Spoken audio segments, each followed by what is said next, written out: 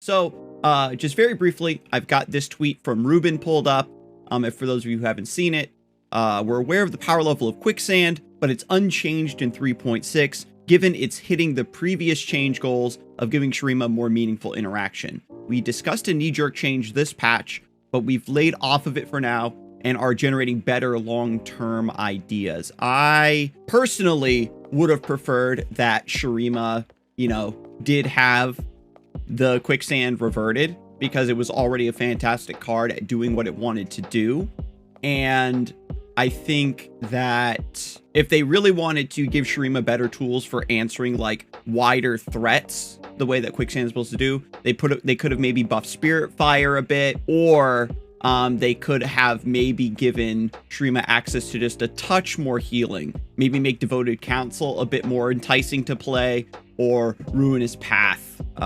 Maybe instead of just draining, maybe make Ruinous Path actually just heal, but allow you to heal for a little bit more. Monostream is still toxic. Yeah, I know. The thing is there was some discussion I saw in the Discord server that the people who saw the patch early have an unfair advantage when it comes to like theory crafting and things of that nature. I guess if you're like really sweaty and like try harded, you probably could figure out where the meta is going to shift and then just go from there. But at the same time, with the meta being so aggressive, like players are just going to stay on MF Twisted Fate Pirates, right? So whatever new decks players are thinking about playing from these patch notes, I guarantee you're going to still get cooked by Pirates. So that's going to be where everybody's going to that's going to be square one. You've got to beat aggro first. And it happens at the beginning of any patch. So I guess if your galaxy brain take is, oh, I'm going to just keep playing aggro, then you'll probably be fine. And is there like a, I guess like if there's a tournament going on like tomorrow, then yeah. There's some discussion about those points like that in the FGC, where if a new character comes out too close to a tournament, the character will be banned for that tournament because not enough time has gone into learning how to play against the character. So you'll kind of be able to like random people out just because they don't know how that character works yet, especially if it's DLC. People might not be able to buy that DLC and actually properly train against the character. Or if there are, I know Justin Wong does this. For those of you who aren't part of the fighting game community or know anything about fighting games, Justin Wong is like an OG, like one of the best players of all time. And it's like a personal like rule that he plays by, that if he ever participates in like a beta test or any sort of preview event for like a new game or a new character, he will abstain from tournaments for that game within the first couple, like the first month and a half or 2 months, just because he knows that his time and training that he got with the game like translates so much to early advantage. So I've always admired him for that, because it's easy as a fighting game player to be like, aha, I got to play this in the beta, and so I know that this character is top tier, and I'm just going to play them, and I'm going to run everybody and collect my free, winnings. But, for card games, it's a little bit of a different story. So this is the first time I think that we've actually had a patch like this, where several competitive players got access to like knowing what changes were going to be. But again, the point of showing the changes to the League Partner Program wasn't to give players a competitive advantage. It was to actually get our feedback and discussion on how we felt about these changes. And I will be providing a lot of context finally that now the patch notes are posted. I can talk about how these changes kind of went over in the call and how we responded to them. So big shout out to Vi and Jinx arcane skins for Runeterra, because the arcane skins were cool for League of Legends, but the thing about arcane is that these are costume designs that are meant for characters on a drama series and not for characters that are meant to be like in a game. And being a portrait on a card is a nice way to straddle that middle ground, where you can still show off a really beautiful costume that's a little bit more grounded in normal human style without needing it to move around and actually be readable from like an isometric perspective. So I feel like these are actually going to be a lot better for Legends of Runeterra. And I have said this time and time again, I prefer Arcane's design for Vi, and they should just absolutely canonize this and get rid of all traces of Vi's old design. And even Jinx, right? Like if they change the Super Mega Death Rocket. And anyway, this emote needs to be changed. This Vi emote, this is the face that she makes in Arcane, where she's like, if you see this face, it means to shut up. But this also looks a little bit racist to me. Like, that's a very small, like, nag, but this absolutely needs to be changed. This looks too close to a racist gesture for me. Like real talk. That's something that probably should not have gone through the pipeline. Anyway, Legends of Runeterra is turning 2. That's wild. Legends of Runeterra has been out for 2 years. Poggers. We're giving out gifts to celebrate. From the release of patch 3.6.0 to May 11th at 11 a.m., log in over 7 days to receive exclusive 2nd anniversary rewards. Yeah, to see this look, it's like a really famous scene from, I think, what was it, the first episode? Yeah, I think it was the first or the second episode of Arcane. And if you wanted to go for like iconic moments in Arcane, you probably do have to take it from like the first couple episodes so you don't spoil things. And then turning to icon and card back. So Lamau, no image here for the card. In addition to the rest, hang on, let me refresh the page. Because this happened in a patch a long time ago where the images didn't load. In addition to the rest of the card updates below, we've got another set of new cards for this patch to fill in some gaps for a few archetypes, namely Elites, Reputation, and Udyr. Work with us, we're still experimenting with this idea. So, Might of the Vanguard. We're generally improving the Elites package in this patch, and Might of the Vanguard acts as a flexible way to bring another fairly statted elite to the field or make your other elites more elite in one big patch. So, Might of the Vanguard. The image here is missing, so we're gonna have to do some zooming in on this video here. Might of the Vanguard, slow speed. To play, spend all of your mana. So this is a elitogenic beam. Summon a Dauntless Vanguard and grow its stats to that amount. If 9 or more mana was spent, grant all other elites +2/+2. So I saw this card and I was very sad. I let Riot know. I hinted at how I had typed up like a bigger document, a separate document going over my thoughts about like elites and Demacia. And now that the patch has been like dropped and everything, I certainly would like to go over that document on stream. But basically the way I felt about this card was, if I'm playing an elites deck and I have 9 mana open, or more mana, I'm not going to spend it on getting one big guy and an AoE buff. I'm going to spend it open attacking you, threatening you with my combat tricks, and potentially reestablishing my board post-combat or rallying to finish you off. Like, if I'm playing an elite deck, and this is the optimal scenario, right? You want to cast this on like turn 6 or turn 7, but you're opening yourself up to, at the same time, Ruination, Deny, Rite of Negation. The meta is just not friendly to this card right now. To be fair, the +2/+2 AoE is nice, but you got to remember as well, you also have to have a wide, decent board for this to be any good. If your board is empty, Might of the Vanguard is terrible. Anyway, yeah, that, like I said, my thought process was, I didn't feel like this card was appropriate or exactly what elites needed. So I felt like this card was kind of overlapping with that too much. And full disclosure, I couldn't come up with any better ideas.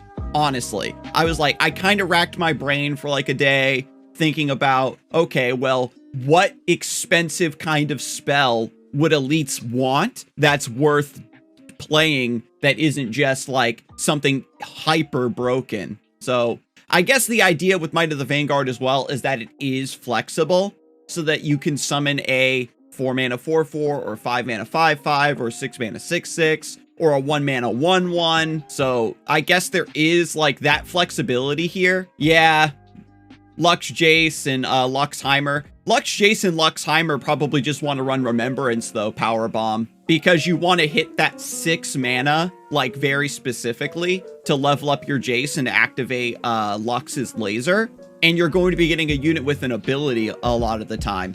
because this summons a Dauntless Vanguard, so it's a vanilla unit. You can play this on turn 6 after Garen if you've got 3 spell mana floated. So we'll see if the changes to elites and the way the metagame shifts, somehow elites is very easily able to float 3 spell mana. For glory, much like elites, reputation has a few additional changes this patch to make the overall package more satisfying to pull off. For glory can help activate reputation faster or act as an efficient way to pull some threats from the enemy backline. So again, the image didn't load, so we've got to zoom in and read it. For glory. So for glory, reputation, I cost 3. What's the base cost? The base cost is 6. Thank you. So they say that this card can help you activate reputation faster. I cost 3, summon 2 Trifarian Glory Seekers. So, like, how are they 1, 2, 3, 4, 5, 6? So this is reputation active on turn 6 in LeBlanc Ashe. LeBlanc is leveled. They're attacking on evens. I'm trying to like fathom the scenario that led to this, right? This line. They're attacking on evens. So that means LeBlanc is attacked twice. Ashe attacked once on turn 4. And I guess they maybe managed to weave in a Yeti or a Thrashing Snapper. No. So reputation is online. And this is, they're playing against Shurima. There's no Sun Disc, which is funny. So I'm glad they didn't have Quicksand to deny your reputation proc. If this card is decent, if the meta isn't full of pings, you can run this card in Frostbite. When they revealed this card to us in the preview, I was down on this card. I was like, this card is bad. I told them as much. I was like, listen, this card is awful because Trifarian Glory Seekers, like, again, paying 6 mana, most of your mana, opening yourself up to get denied or negated, and then getting Glory Seekers as a payoff in this metagame is very bad because Glory Seekers can't block. So this is only good when it's your attack token. So you have to be attacking on like, you have to like weave it in with evens or odds. The potential upside isn't strong enough for how badly this can get punished. And I told them they should, instead of summoning Glory Seekers, they should summon Reckless Trifarian. That was my change I wanted for this card. And I guess that the timeline to make that change and properly test it between when they already had this idea cooked up and when they showed it to me was maybe a bit too tight. But I was like, the Glory Seekers are too frail. 6 mana 2 Reckless Trifarian is Monka. It's 6 mana 2 Reckless Trifarian. Yeah, if you don't have reputation already, right? But you have to also get your reputation. And the thing is we talked about reputation a lot on stream already, that your opponent has a lot of say into whether or not you can get reputation or not, right? They could make it the cost reduction down to 4 and not 3. But I mean, if you do float, if I do play a 1-drop, play a 2-drop, float turn 3, 4 glory on turn 4, and I have 2 Reckless Trifarians, that's still a pretty strong play, right? That's a pretty strong aggressive line. And the thing you have to remember is that Reckless Trifarians can't block. So if you're behind, you're going to get cooked anyway. And that is one of Reputation's weaknesses, is that even though you're playing against a deck that's going to be swinging on you a lot, the deck runs out of gas unless it lucks into Whispered Words.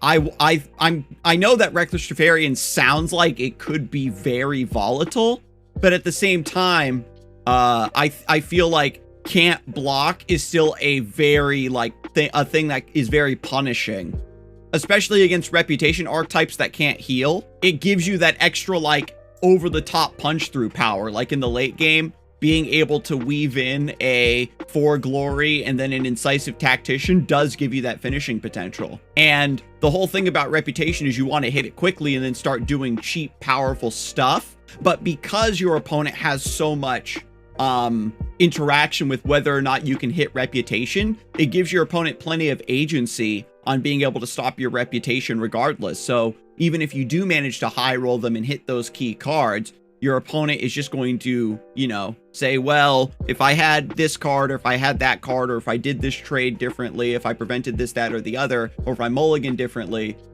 then I could have stopped that from happening, right? I don't know.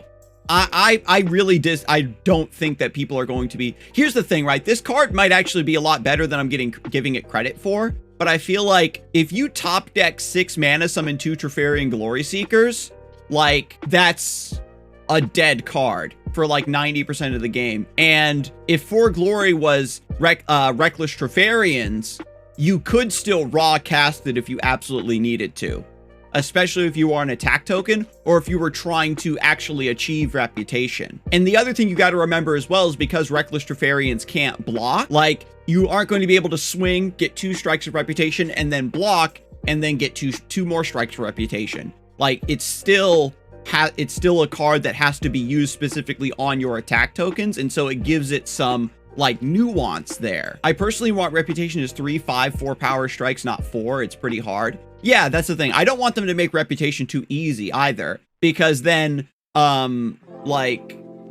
Whispered Words and Incisive Tactician and other really good cards in reputation just become very easily like splashable cards that don't really feel like they're tied to a specific archetype. And also welcome in Asher, if I didn't say it. Yeah, 4 Glory is meh.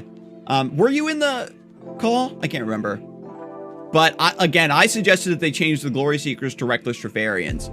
And again, 6 mana, like if you pay full cost, like you're still just paying regular cost for a couple Reckless Treferians. Whereas for Glory, paying 6 mana for 2 Treferian Glory Seekers means that you're still paying a 2 mana premium for what should be 4 mana worth of stuff that can't block and gets answered by, you know, roughly the same less mana to clear both of the Treferian Glory Seekers. But anyway, yeah, 4 Glory, summon 2 Treferian Glory Seekers. I really don't think this card is good.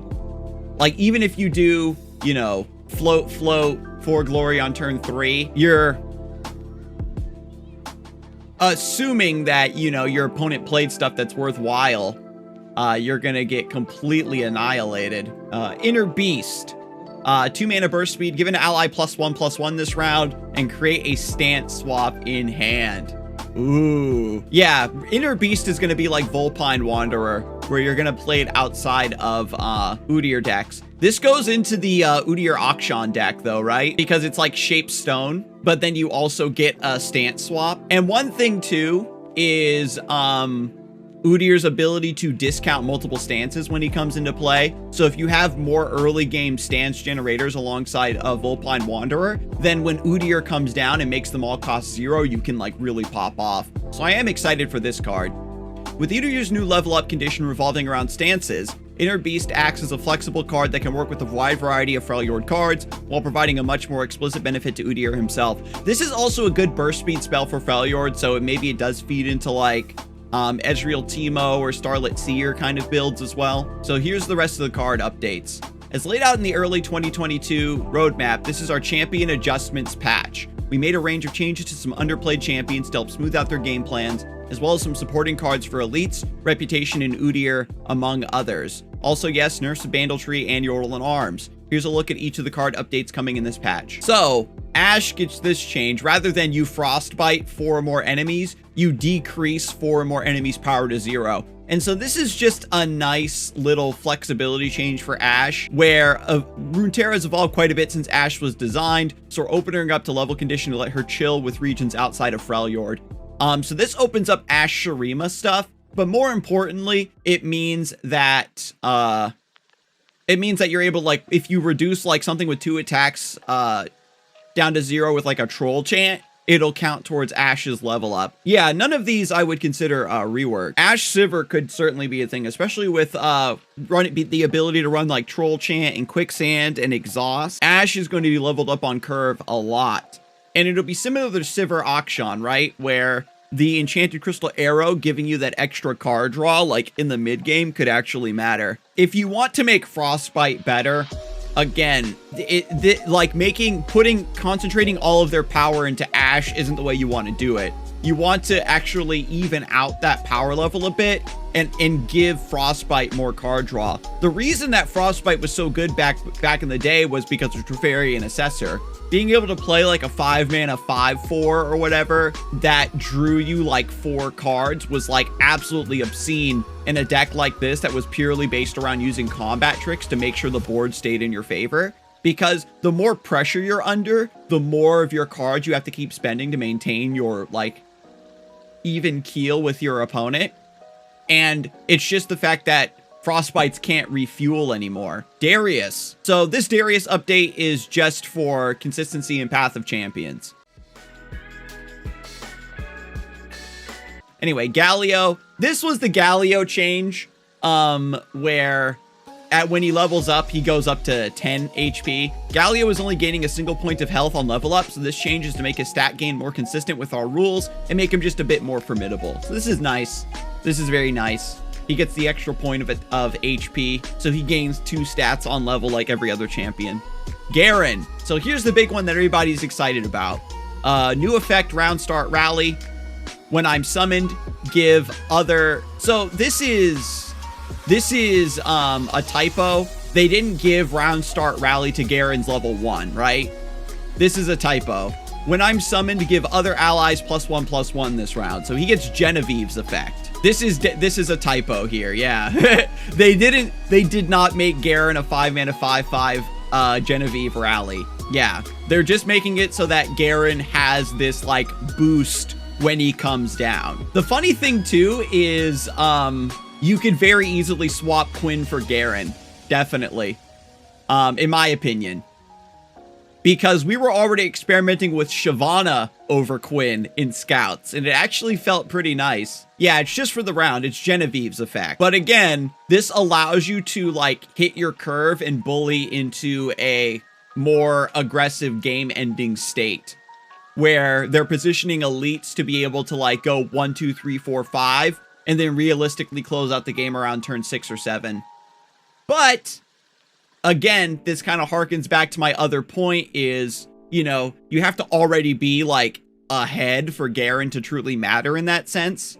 And B, if they're positioning elites to try to end the game on, like, round 6 or 7, then Might of the Vanguard doesn't matter anyway. Karma level 2. Create in hand a random spell from your regions. When you play a spell, cast it again on the same targets. So, Karma losing functionality on level up didn't feel great. So our level 2 now retains the spell generation, which also helps replenish your hand if you empty it to reach enlightenment. So this is also something they did with Nocturne, and something they're going to keep doing moving forward, I imagine, in order to make it so that when champions level up, they don't randomly lose functionality. I also put the suggestion in that since they already did it with Nocturne and now they're doing it with Karma, if they can maybe change Elise so that if Elise levels up, she still continues to create spiderlings. I did see some speculation that players thought this change was a nerf because usually with Karma, your hand is very full. And that's basically like in regards to Spooky Karma, right? Where you're usually going to have a very full hand because you're playing very slow and very reactively. But this helps Karma claw back into the game for those games where you're under a lot of pressure, right? Because think of it this way. Karma, if you're playing like a Shadow Isle Spooky Karma deck where it's like very control heavy, you aren't going to be playing a lot of cards. And usually you're trying to aim for matchups that let you get to enlightenment without a lot of pressure. And you're running a lot of anti-aggro tools to help you in those rare matchups where you are under a lot of pressure, and you have to trust that your draws and things like that do line up. This change helps Karma Ezreal a lot, because we've seen it time and time again whenever people play Karma Ezreal in the modern day, like after a patch, people try to make it work. That deck runs out of fuel very, very quickly. We've seen it over and over and over and over again, where they'll get to enlightenment, but they just won't have any cards left in the hand. It does make it clunky. The people who think that this change is a nerf are probably thinking too much around the concepts of like old spooky karma and probably haven't seen the deck play out in a modern way for a long time. Katarina's level 2. Now her level 2 ability maintains the ability to create that Blade's Edge. Katarina's got a few more knives. Like Karma, she now retains her level 1 functionality, reducing the cost of Blade's Edge to 0 on her level 2 form. Will give her a slight edge to clear our weakened targets to prevent chump blocking. So this gives her a way to still punch through. As I've talked about a lot with Katarina, is there's probably a lot of decks that do want her as a one of, and we're kind of in the pile era of players are now running 3-2-1 spreads and 2-2-2 spreads a lot more consistently. But the fact of the matter is, and we said this as much in the preview call, that Katarina's effect is not something that they can ever make good. And I think that she does need to be fully changed from the ground up. It's just that the amount of time and work that would go into changing Katarina completely, new art assets, new programming, new rounds of testing, for a non-guaranteed payoff is not feasible right now. So at the very least, they can keep giving us breadcrumbs and we'll experiment with Katarina a little bit. And like even during the call, the point came up again, can we make Katarina 3 mana when she levels up? And the answer to that is always no. LeBlanc. So this is the change here. When I level up, and each time I see you deal 15 or more damage, create a mirror image in hand. If you already have one, reduce its cost by 1 instead. It can be pretty tough to generate a mirror image, so giving your wand level up should help to increase LeBlanc's overall presence and thematic resonance. This is going to help a lot with reputation.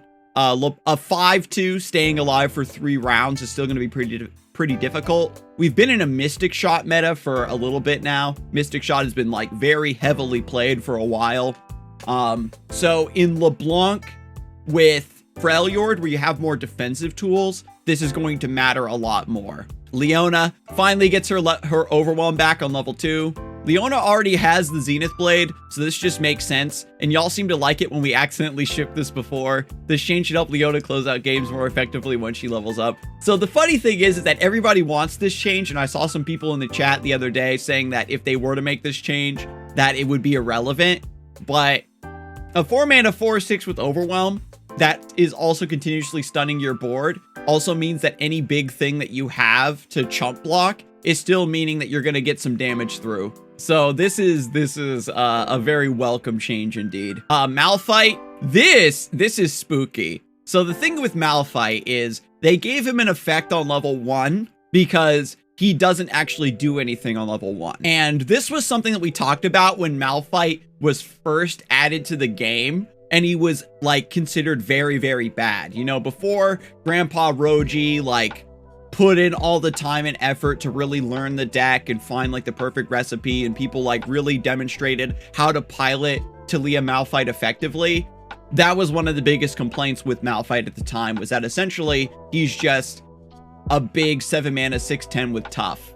So now if you play Malphite, you get the stun right away. And it means that in the context of certain game states where it's too risky to go for the unstoppable force, having the potential to just stun one thing and then go for a swing is very welcome. And we get another big stun, so this also pushes this pushes Yasuo Malphite a little bit. I could certainly see like Leona Yasuo Malphite trying to be a thing once again. I think that like this change, we were kind of like, when they showed this to us, we were kind of like, yeah, that makes a lot of sense. Oh, it goes on the stack. Yeah, it does go on the stack. Something I talked about was like, we were kind of iffy about these changes because we kind of knew that Grandpa Roji and Talia Malphite were already like in a pretty decent spot. But like I said, this just makes that deck a little bit more enticing to play. And then you get, you know, Yasuo stuff. For a high cost champion, we wanted to give Malphite a little extra rock and roll when he's dropped on the field. Being able to immediately stun a target makes him a better pick with Yasuo. Lets him more consistently stall the match to lead and get into motion. And that's true, right? If you're like behind on board or you're trying to fight for a comeback, your opponent also has to respect the threat of, okay, it's turn 7. If I develop, I'll get punished by Malphite. Nasus getting Fearsome back on level 1. I told them not to make this change, by the way. I know that Nick Makes Plays has been like begging for Nasus Thresh reversions for like eons. And I said, listen, do whatever you want with Nasus, but delete Atrocity then. I'm very scared of Nasus Thresh coming back because everybody liked that deck back when it was insane, and you could deal like 12 or 15 damage on round 4, and then you had your opponent on the back foot under threat of Atrocity for the rest of the game. But I don't think everybody properly recalls how obnoxious playing against Nasus Thresh was. It seems like I was the only one who thought the deck was toxic as hell. No, I'm right there with you, Flindo. I thought that deck was super toxic. I mean, we'll have to see, right? In a new meta game, with Bandle City in the game, with, you know what I mean? Like the context of the meta where Nasus Thresh was a thing is completely changed. Maybe the deck is balanced where it's like, okay, well, there's more Scorched Earth to deal with Nasus. There's more Mini Morph to deal with Nasus potentially. Who knows? The other thing too is that there was a lot of decks that maybe could have beaten Nasus Thresh back when it was good, but those decks were just getting farmed by either Aurelia, Azir, or Watcher. Because Nasus Thresh was at the height of its power during a triangle meta, and essentially that meant that certain decks could not be countered because the other popular decks would protect them. So who knows if we're willing to revisit this like historically very overpowered archetype and see if it can still keep up on the metagame. At the very least, Nick's also been shilling for Escaped Abomination nerf reversions, and they had better not revert Cursed Keeper, Escaped Abomination. Escaped Abomination, that was like before like in Fiora and Atrocity, that was another one of the cards that I was the early prophet of. This card is very problematic, and it took a long time before people finally got on board. So this is very, very cute, where Nocturne now can proc his debuff on Summon, and nothing comes to mind specifically about what can break this effect, but it makes certain plays like a lot more consistent. Yeah. Like there was no cards that Nightfall didn't run because it was a summon. Blade Dance, Nocturne, Shurima Soldiers, but you still have to attack with, you still have to play enough Nightfall units to level up the Nocturne. The problem with Nightfall, like I've said time and time again, is that it's super hard to level up Nocturne. Harrowing? Yeah, I guess, if you've already leveled up Nocturne at some point in the game. Scion getting a little bit of love back. So Udyr is getting his dumbass level up condition changed to you've played stance swaps 3 times this game. So this is very realistic. You play Volpine Wanderer on turn 2. Maybe you play the stance swap on turn 4. You can play Udyr on turn 5. He gives you a stance. So he's not going to be leveled up on curve that much, but that means that you can play him. He's a 5-mana 5/4 now.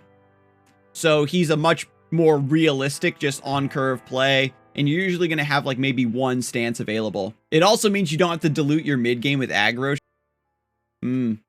Exactly. I built Udyr Misfortune, and I built a deck that was like basically taking the early plunder package to try to level up Udyr as quickly as possible. And literally, there was no reason to level up Udyr on curve.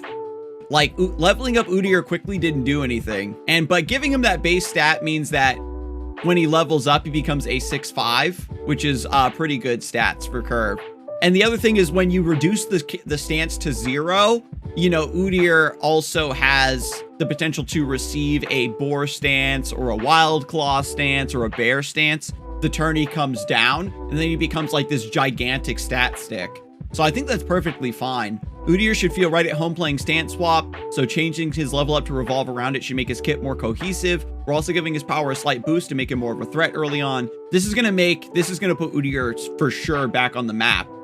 Nick Makes Plays and a couple other people. I keep saying Nick because it's like when we were on the round table, it was like I felt like Nick and I were the ones who were like the most outspoken regarding like whether we liked certain changes or not. And that's something I've always advocated for. Sometimes players are afraid to share their opinion because they don't want to be proven wrong, or say like, oh, this is going to be OP, and then be like, oh, it's actually good. Like if For Glory ends up being busted, I will definitely like have to take that L, because I think that card is actually trash. And Might of the Vanguard, same thing. And I already told Riot during the call that I felt that those 2 new cards were absolutely useless for the archetypes they were trying to help. So now Vladimir gets Fearsome on level 1. There's probably going to be some like Vladimir, Udyr stuff. Vladimir having Fearsome is kind of nice. It's like ironic because Scarground's decks want to be chump blocked so that you can, you know, get your boosts and get your Crimson effects on. But Vladimir having Fearsome is just really thematic for him. And just being able to slam him down as a 5-mana 5/5 with Fearsome means that if you've been wiping your opponent's board with Boar Stance and Blighted Ravine and Ice Shard like a semi-control shell, then Vladimir gets to kind of punch through similar to Swain. And that can be very, very devastating. Yeah. And the thing is I felt like Vladimir didn't need any changes. It was because the region combination is weak to a style of deck that is always good and popular in the metagame. That's essentially it. Something that could be really busted if they really wanted to do it would give Vladimir like a Crimson that's like a 3-mana like 0/3 or a 3-mana 1/2 that's like, when I survive damage, heal your Nexus for 1. Something that like actually gives you some setup and sustain. Ambush to 3. Ambush has become a go-to tool for some decks to end games abruptly without much opportunity for interaction from the opponent, or increasing the cost to be in line with similar effects. There was some speculation that this change was what they went for, because they already had, in like the infographic, had said that Ambush was on the nerfs list. And so Ambush going to 3, a lot of players are like, oh, well, I'll just play Sumpworks map. And that's totally fine. That's probably the intended change, right? Because this is something that Ruben has talked about a lot, is that certain nerfs, all they do is force the decks to swap out that card for just a different card that does a similar job, and it doesn't change the deck too much. So this is a nerf that will make it so that you still get your elusive like threat, but the +2 attack is also very significant for allowing you to hit like certain damage numbers to close out games. So if you're going to still be running Victor Vi with or Rumble Draven with Ambush, at least you're losing out on that extra point of attack. Ballistic Bots base stats going down to a 0/3. This bot has been an overperformer for a while, and with Victor's recent buffs, it's time to tune the engine down a notch. I remember when Ballistic Bot came out, I told everyone, I was like, this card is like Eye of the Dragon level ridiculous. It didn't end up being that ridiculous, of course, but in terms of like strong 2-drops, I felt like it was definitely on that level. And with Victor being able to generate other 0-mana created cards, the augment was proccing like very consistently, and so it was scaling up too fast. Anything on Quicksand? We got this from Ruben Zoo. We're aware of the power level of Quicksand, but it's unchanged in 3.6, giving it's hitting the previous change goals of giving Shurima more meaningful interaction. We discussed a knee-jerk change to this patch, but we're laying off of it for now to generate better long-term ideas. So they aren't changing Quicksand this patch. I would have liked them to do that, but this is probably my favorite change. Blood for Blood to burst speed. In addition to Vladimir's changes, making Blood for Blood burst speed allows for some cool outplays and self-damaging decks. This is actually hilarious. I didn't think they would ever make this change, but here we are. We have iterative improvement, so we might as well go for Blood for Blood. Being able to proc your damage effect at burst speed is actually pretty sick, but getting the copy is super important as well. This can lead to some very snowbally nonsense, right? Because if you get like Crimson Awakener set up with the Scargrounds to proc that AoE, then you Blood for Blood and you get to do it again, stuff like that. This is a very nice, this is a very welcome change. So this is a very mild change to Sundisk. We're happy to see Buried Sundisk get some serious play, but it's getting flipped faster than we liked for the impact it has on the game. Where when an Ascended ally levels up, advance me 9 rounds. This is very, very subtle. I think that what this will do is it kind of slows down the Sun Disk on average by 1 extra round. And sometimes that's all you need, because Sun Disk is already in a position where if it doesn't flip the Sun Disk like on round 7 or round 8, it can get clapped by certain other lists. And delaying that power spike by 1 round on average also further accentuates its weakness to aggressive lists that are targeting it anyway. So this might allow Sun Disk to get bullied out of the metagame. Callous Bone Crusher. Reputation, I cost 2. Goes to Reputation, I cost 3, and when I'm summoned, grant me Overwhelm. In addition to 4 Glory and LeBlanc's changes, we want to make hitting Reputation more impactful. Even at a slightly higher cost, Callous Bone Crusher is now more of a threat to close out games once Reputation is achieved. So, a 6/4 with Overwhelm, this is going to be Ruin Runner without the Spell Shield. The 4 HP is super important for getting like value trades and being able to potentially get 2 reps of the Overwhelm, which I rather like. I really pushed for my original change of making Callous Bone Crusher get fearsome. They changed the cost because of giving her Overwhelm. That's why they had to change the cost. They didn't want you to be able to play 2 or 3 2 mana 6/4s with Overwhelm. That's a lot more impactful. Her current form of just I cost 2, even for vanilla stats, is whack. I advocated for, if you make her give fearsome and not Overwhelm, then you could maybe keep the cost reduction to 2. And I feel like Shurima has a much stronger identity centered around fearsome, especially with the quicksand changes. Like, Callous Bone Crusher fearsome would be absolutely ridiculous. And that's what I really pushed for. Even back before quicksand was changed, back when Reputation was feeling a bit weak and we were looking for changes, you know, months and months and months ago, that was the change I wanted for Callous Bone Crusher. All Seer, when I'm summoned, so this is tight. When I'm summoned, create a stance swap in hand. The first stance you play each round costs 0. With Udyr's new level up condition in Inner Beast, Hiara All Seer has also been changed to encourage more stance swap casts. So this is going to give you that passive reduction. This is very good. This is tight. Swiftwing Lancer gets to be an elite again. Gives Swiftwing Lancer the elite subtype, lets it benefit from Might of the Vanguard, and Vanguard Squire changes to make the archetype more cohesive overall. Yep. Bandletree goes to 4 mana, round start, create a follower from a new region in hand, win the game if you summon units from 10 regions, to create a follower from hand. So it has to see units from 10 regions summoned. So this change makes it so the Bandletree's condition can be reset if it's removed from the field, increasing overall interactivity and effectiveness of landmark removal against the deck.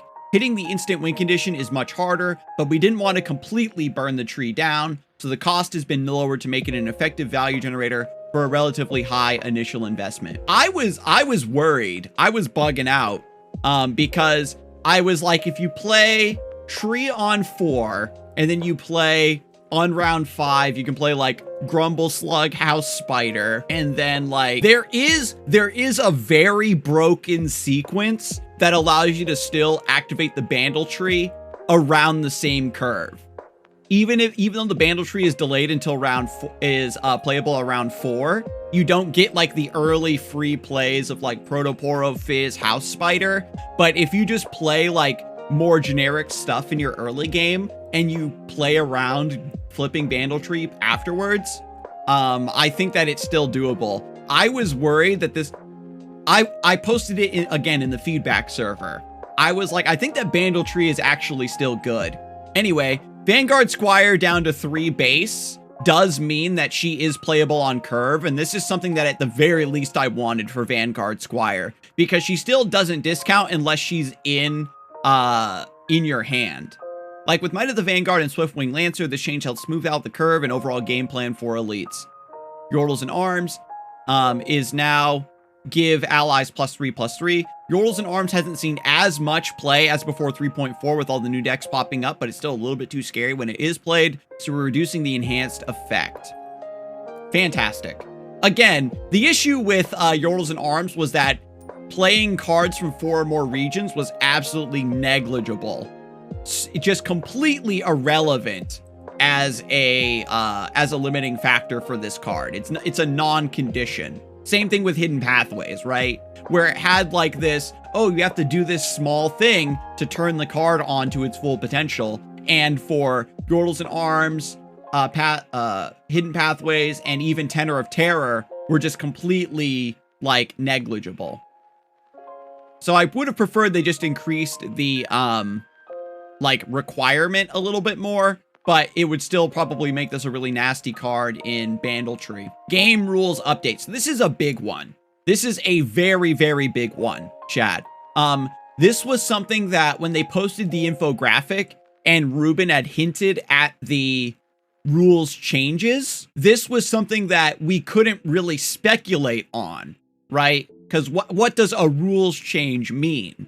And so changing the way the game functions has massive implications for high-level play and the way certain interactions do hash out and certain matchups as well. So these might not seem significant to you, but you'll start to notice their impact more and more as time goes on. Following up from patch 3.4, we have some important rules changes, as well as more visual UX improvements. We've got a few videos here that outline all the changes, but please read below for full info. So, Burst Pass. Previously, and this is directly from Ruben Zoo, previously you could only end the round after your opponent has fully passed without taking an action. Beginning this patch, if your opponent passes after only playing a burst or focus spell, you may now end the round. Here's a little video. Let's see if it shows off in the video. So, this is a blade fragment. So, you can play a focus speed spell, and then you could pass, right? And then it would be your opponent's turn. And basically, burst passing would allow you to use a card, or especially like a generated card, right? And then force your opponent to take an action or do something. You would be able to consistently tell your opponent, okay, do something, do something, do something. And taking away burst passing just means that decks that had the ability to generate a lot of cards aren't able to then use those extra resources to also gain like play priority advantage, right? So previously you could only end the round if your opponent why we're making this change: to create consistency between how gameplay flows both inside and outside of combat, create higher stakes decisions, especially in the late game, and reduce empty and unnecessary pass and pass backs. So what burst passing does is it creates like just extra passes and pass backs, because if your opponent burst passes to you, it's almost never correct to take an action. It's purely just a knowledge check, like bait play. Like you can burst pass a lot in Nightfall, right? Like where you do Dusk Petal Dust pass just to see if your opponent does something, right? It's almost, and so it created like this fake extra gameplay. And there's also like certain implications with like star shaping, where you just go, okay, I star shaping to heal, and then that's all I want to do, right?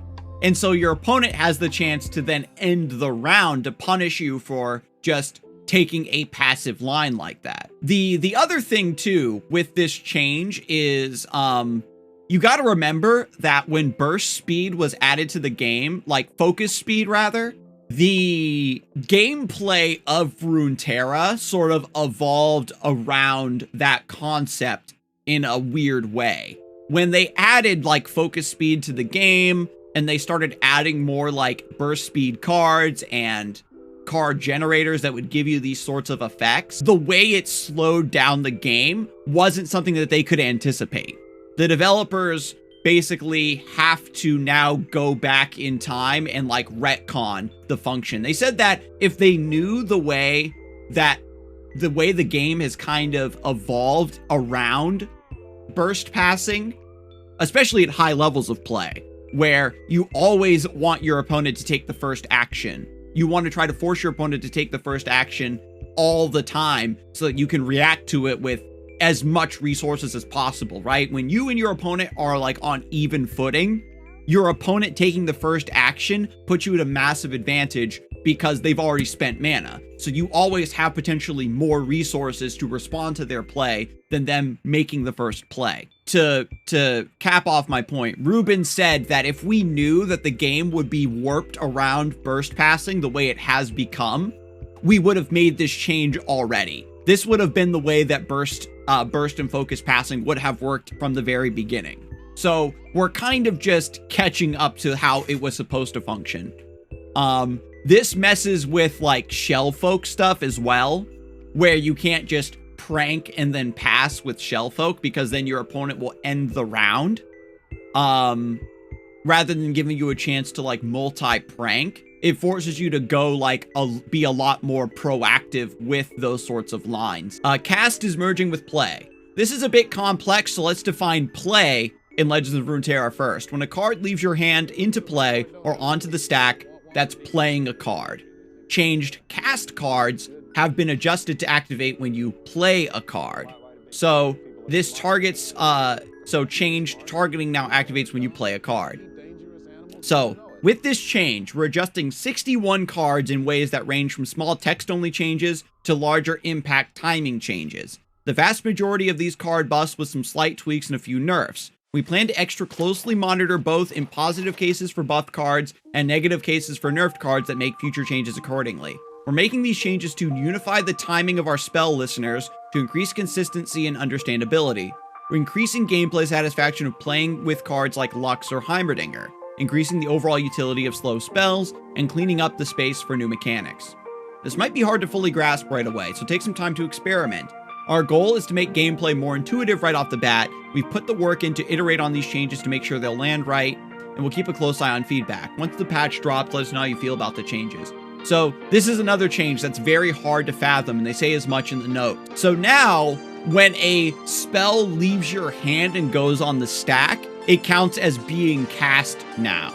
Like before, like if you use single combat with the Fated unit, that spell had to resolve for the Fated to proc, so it is a buff for Fated. It allows like fast speed spells to activate Fizz and also protect him, right? And again, the reason they're doing this is to kind of normalize the way that these effects play out for cards that activate alongside spells, and normalizes it and also opens up some specific changes while also increasing the utility of slower spells.